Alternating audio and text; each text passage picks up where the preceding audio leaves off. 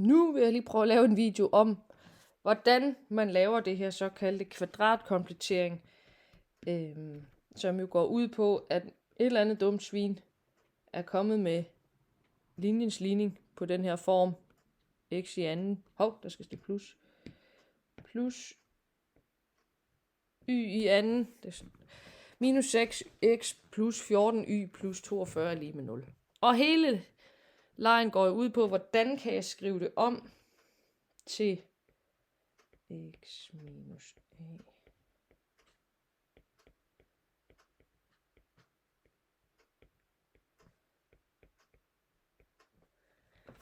til den klassiske, eller hvad skal man sige, almindelige formel for cirklens ligning, hvor man kan se centrumskoordinater a og b, og hvor man kan se radius. Og så lejen går ud på at omskrive alt det her op til den form hernede, sådan at man kan aflæse centrum og radius, og det er svært. Og for at være god til det, så skal man være god til kvadratsætninger. Så det her er en video om, hvorfor man gør sådan, som man gør. Og jeg starter lige med at skrive det lidt anderledes op. Jeg splitter det lige op i, at jeg holder øje med, hvad der har noget med x at gøre. Det har x i anden minus 6x. Og så holder jeg øje med, hvad der har noget med y at gøre. Og det har, jeg laver lige lidt mellemrum her, plus y i anden plus 14y. Og så har jeg så de der 42 til sidst lige med 0, som jeg så forholder mig til sidst. Så nu har jeg ligesom splittet det op i, hvad der har med x'er at gøre, hvad der har med y'er at gøre, og hvad der er konstanter. Så kigger vi på x'erne først. Og der er 3 kvadratsætninger jo, som man måske ved. Og der skal jeg bruge den, der har noget med minus, fordi der er et minus her imellem x i anden og 6x. Så jeg skriver lige den kvadratsætning op. Nogle gange hedder den kvadratsætning 2. Det er minus b i anden. Og der kan man se jo, at det ligner noget, hold lige op. Det ligner noget af den form hernede i bunden, som vi gerne vil have sådan noget et eller andet minus et eller andet i anden.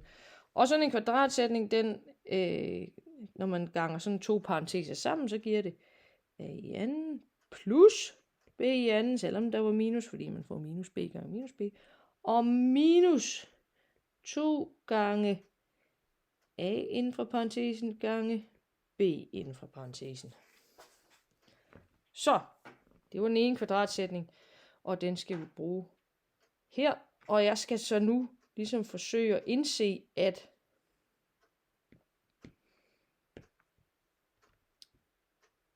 jeg vil gerne have skrevet det her om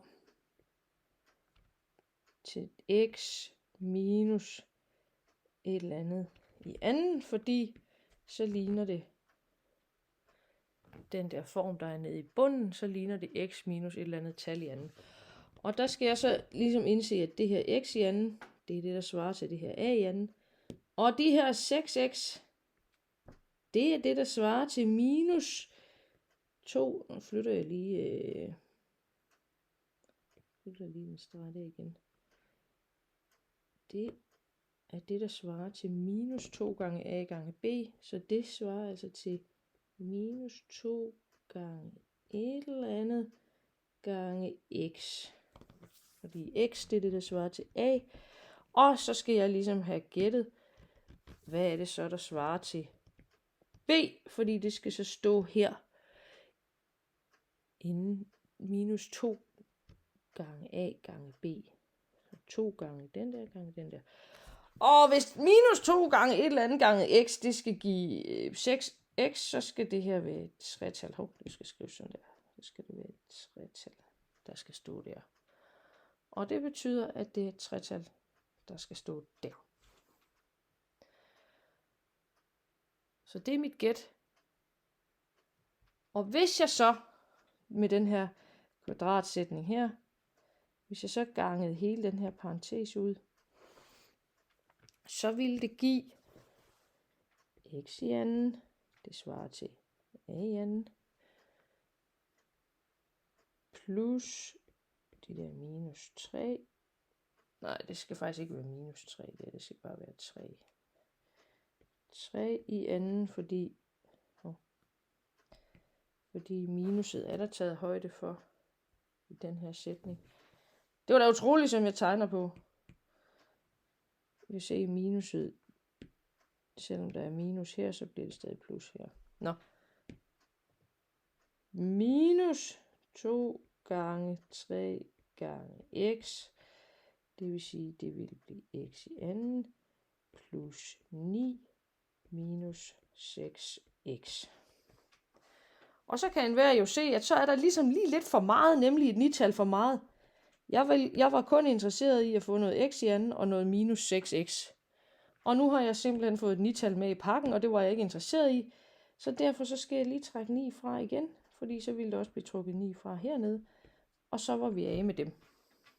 Så havde jeg kun x i anden og minus 6x, og det var det, jeg skulle få det til at give, så det passede med gult. Så det løser jeg simpelthen ved lige at trække 9 fra her. Yes. Så skriver jeg lige resten op her. Så var der noget plus y i anden og plus 14 y og noget plus 42 er lige med 0. Så nu har jeg i hvert fald lavet et godt gæt på den første parentes. Den, der handler om noget med x minus et eller andet i anden. Så sletter jeg lige alt det her. Og nu skal jeg gøre det samme en gang til med y'erne. Og der kunne jeg se, at der var noget plus 14y. Så nu skal jeg ikke have fat i den her kvadratsætning med minus. Nu skal jeg have fat i den kvadratsætning, der siger, at a plus b i anden er lige med a i anden plus b i anden, ligesom ovenover, plus, hvad bliver det så den her gang, 2 gange a gange b. Og så skal jeg indse med mig selv nu, at nu er jeg lidt i samme situation, at y i anden, det svarer til a i anden. Det vil sige, at jeg kan gætte inde i min parentes, at der skal stå y minus, fordi parentesen her starter, nej, plus, sørme. Fordi parentesen her starter med a plus, og så skal jeg så have gættet det, der svarer til b-værdien, og de 14 y her, det er det, der svarer til de 2 gange a gange b, så 14 y, det skal på en eller anden måde fremkomme ved at have 2 gange et eller andet gange y. Hvad kan det være? 2 gange et eller andet gange y skal give 14 y. Det må være 7. Ergo skal der stå 7 der.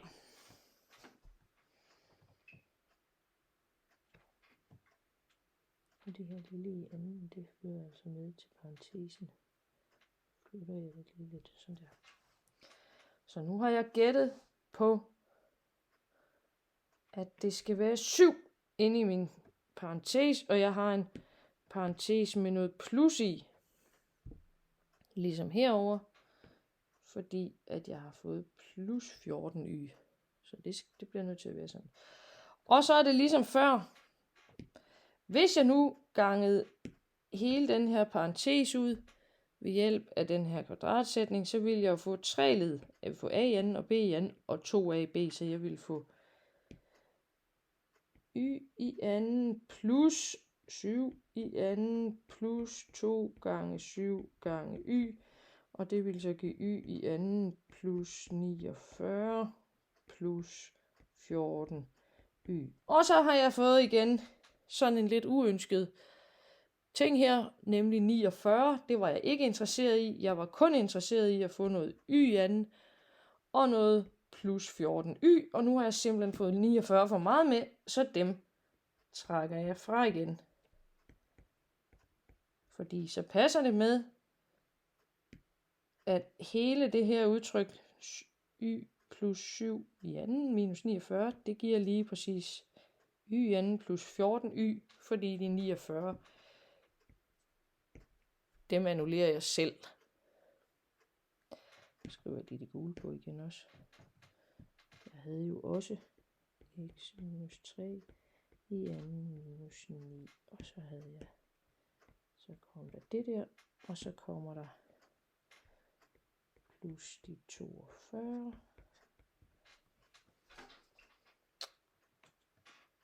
Yes, så sletter jeg lige det her ned igen. Så nu har jeg hele den der ligning der. Ja. Så skriver jeg det lige, det ændrer jeg bare lidt på rækkefølgen, så jeg har x minus 3 i anden, og y plus 7 i anden, og så har jeg noget minus 9, og noget minus 49, og noget plus 42, og så kan jeg da godt lægge alle dem der sammen. Så nu har jeg x minus 3 i anden, og så skal jeg lige holde øje med også y. Og i den endelige version, der vil jeg jo gerne have, at den hedder y minus b i anden. Og nu har jeg y plus 7, så det bliver jeg nødt til lige at skrive y minus minus 7. Så er vi enige om, at minus minus det er det samme som plus. Og minus 9 minus 49 plus 42, det giver til sammen minus 16. Og så lægger jeg lige 16 til på begge sider. Sådan.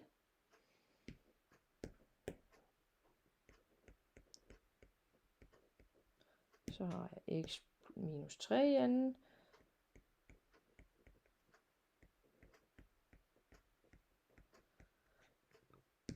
Og y minus minus 7 i anden. Er lige med 16. Og det kunne jeg lige så godt have skrevet er lige med 4 i anden, fordi det er jo sådan set 16.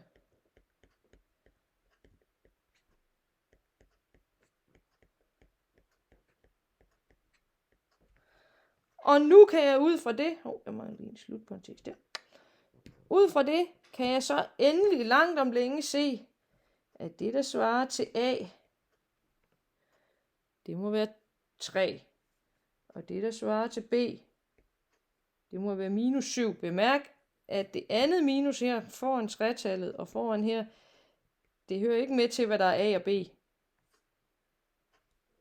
Og at R, det må være 4. Så nu kan jeg konkludere, at jeg har en cirkel med centrum i 3, minus 7, og den har en radius på 4. Men det kræver altså, at man er god til kvadratsætninger, for at kunne lave den her omskrivning. Det er virkelig ægte svært. Nu skal I selvfølgelig have lov at prøve selv.